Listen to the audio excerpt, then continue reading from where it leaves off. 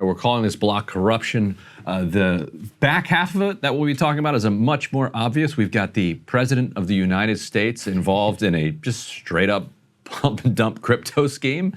But first, the less obvious but still kind of in your face element of Elon Musk's companies being poised to reap billions more in federal contracts than they've gotten in the past. And curious to get Saagar's take on this, because I think there is a defense of it on one level, but on another level, it's just not how we do government to have the CEO of a company that is getting money from the government be the one doling out the government contracts. We can put up this New York Times investigation by Eric Lipton is one of their investigative reporters. When the Times wants to do something that leaves a mark, they will give somebody like Lipton a couple of weeks to call up his sources and do a sweeping piece that, you know, I don't listen to the Daily anymore, but I bet, you know, it gets pushed out on their various Why would anyone listen platforms. to the Daily when this show is available? When we're right here. Yeah, yes. Something about Michael Barbara's voice. It just doesn't work for me. I gotta be honest. But yeah, no, you're exactly right. The theory behind all this stuff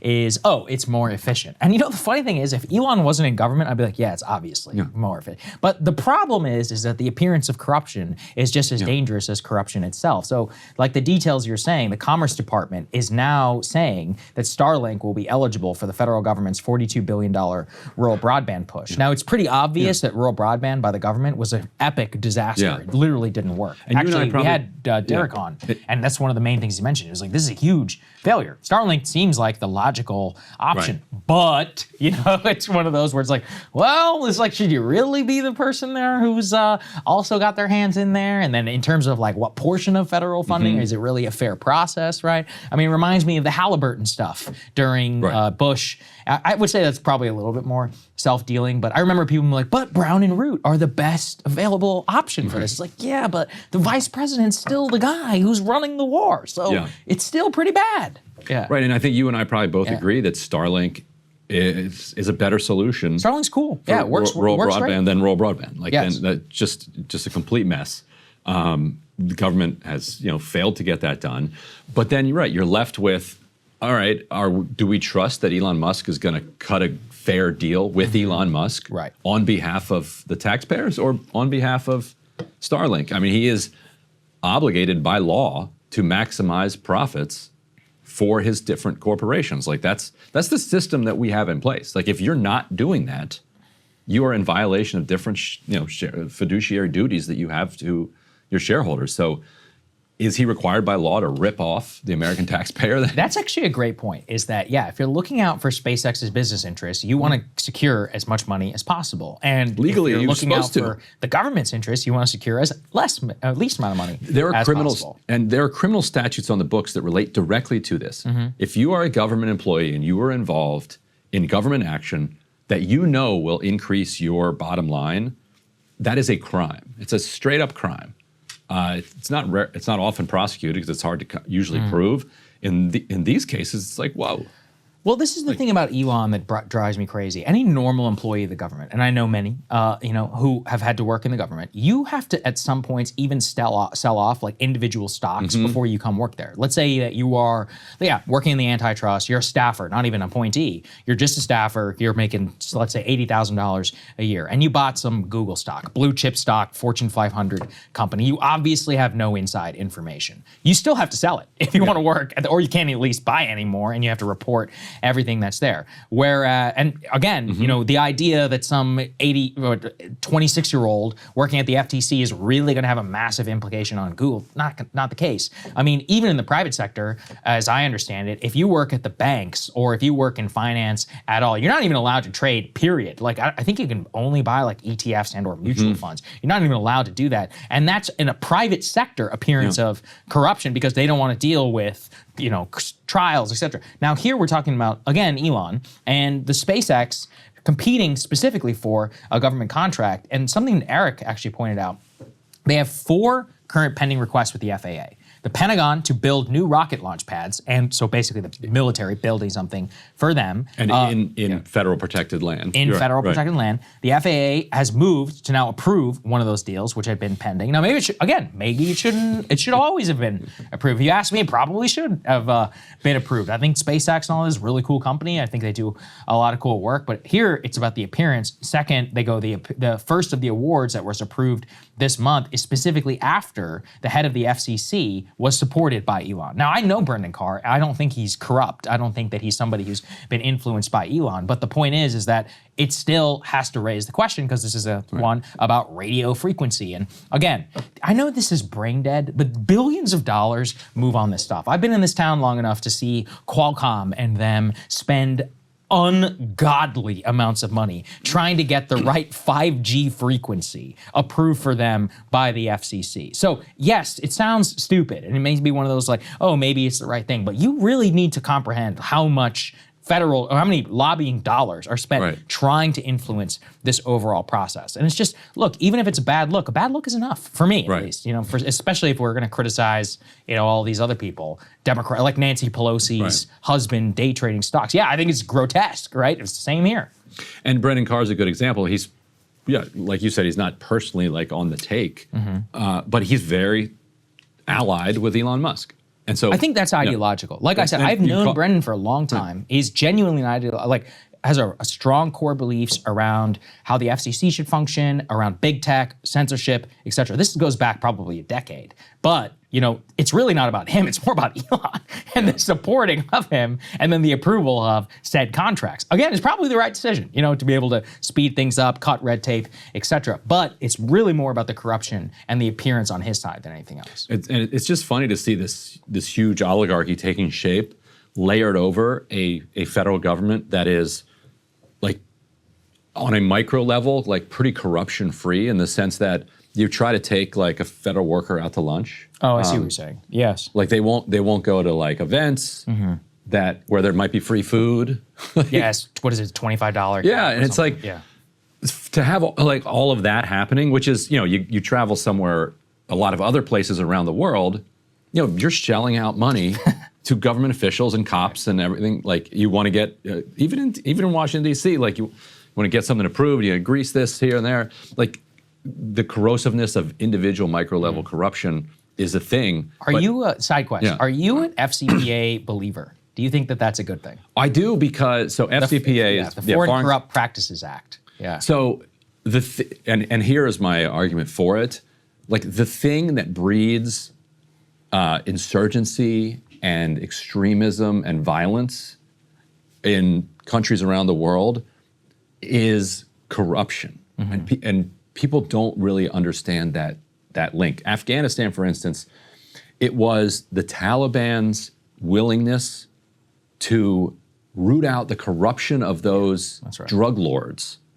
It was financial, and it was kind of like, I'm not going to say sexual, but like they were instilling sexual morality, I guess, in lieu of how things. Yeah, well, they would say, well, the Taliban, we don't really like what they stand for, but they stand for what they stand have order. for. Yeah, they have order. Yes. Right.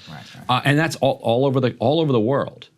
The thing that will feed this instability and this violence is these people are ripping me off, and I hate them, and I want them to die. So I'll give the counter case. Look at the Arab Spring. No.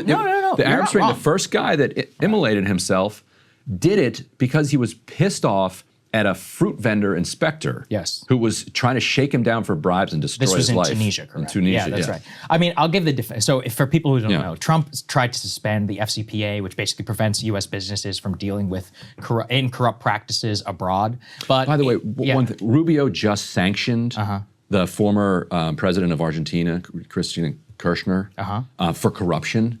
Corrupt practices. It's like, bro, like 2 weeks ago you said corruption's fine. So how are we sanctioning a former president for something that we say it's fine for our own people to participate I totally in. agree with that. I don't even know why we'd be sanctioning people for corruption. Like, Because she's center left. Yeah, she's okay. social democrat. So it just ends up.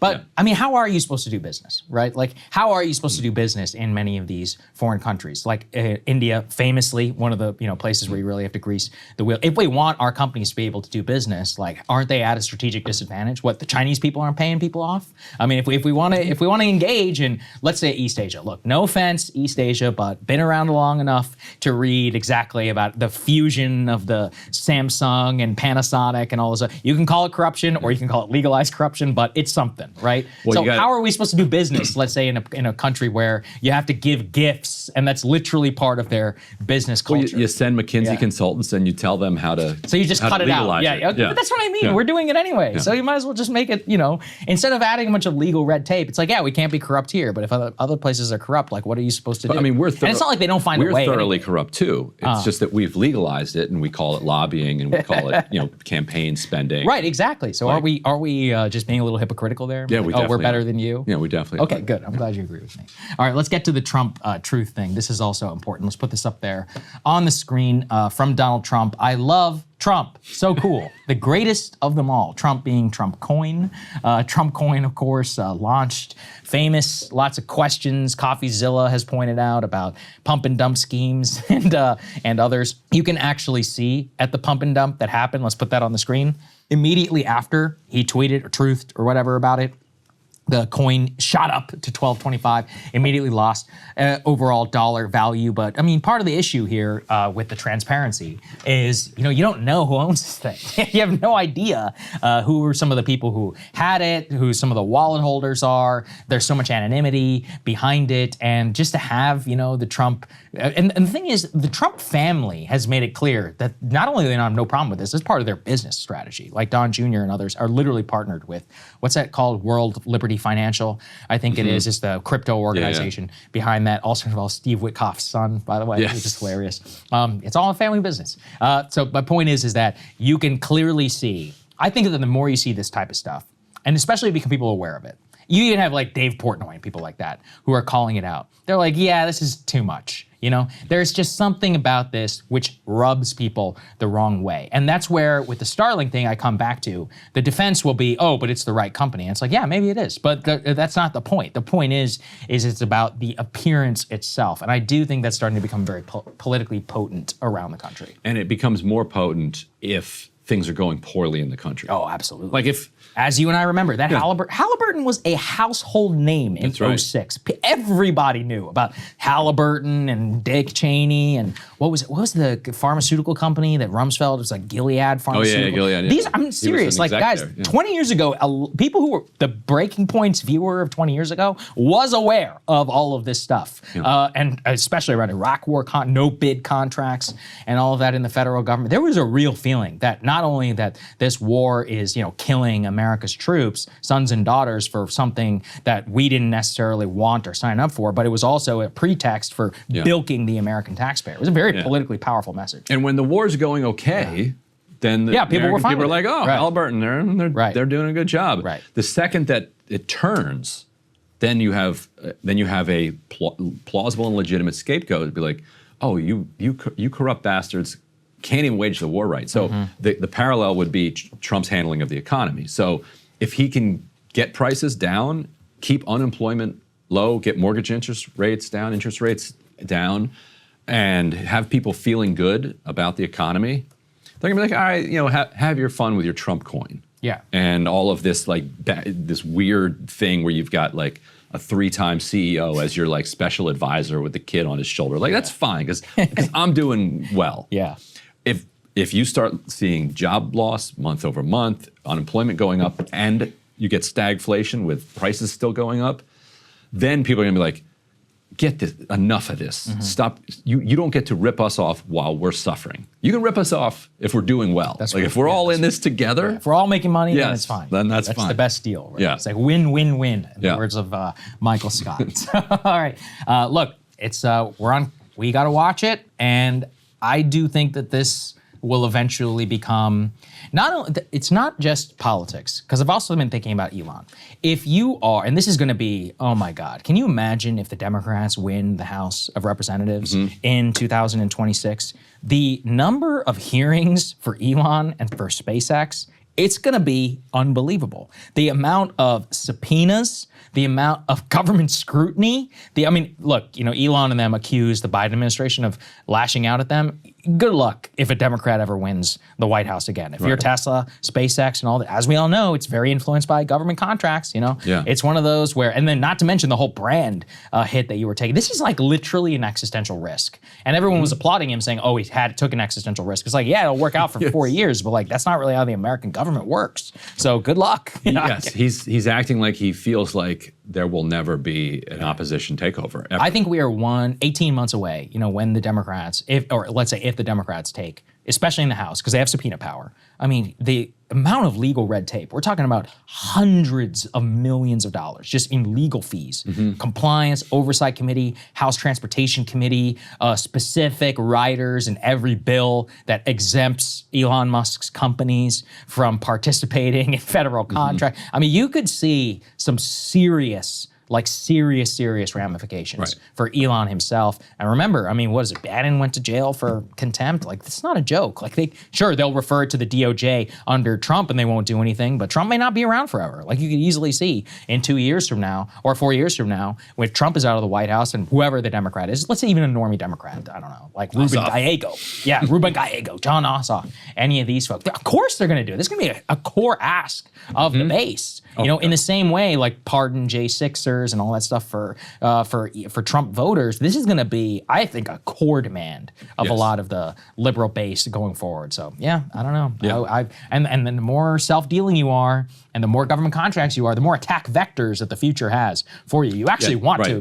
government-proof yourself if you're going to do something. Right, and this is before they've, broken Social Security or Medicare, like whatever calamity may befall this administration between now and then hasn't come yet.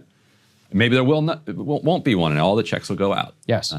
But if they don't, look out. Yeah, I'm with you. Hey, if you like that video, hit the like button or leave a comment below. It really helps get the show to more people. And if you'd like to get the full show ad-free and in your inbox every morning, you can sign up at breakingpoints.com. That's right. Get the full show, help support the future of independent media at breakingpoints.com.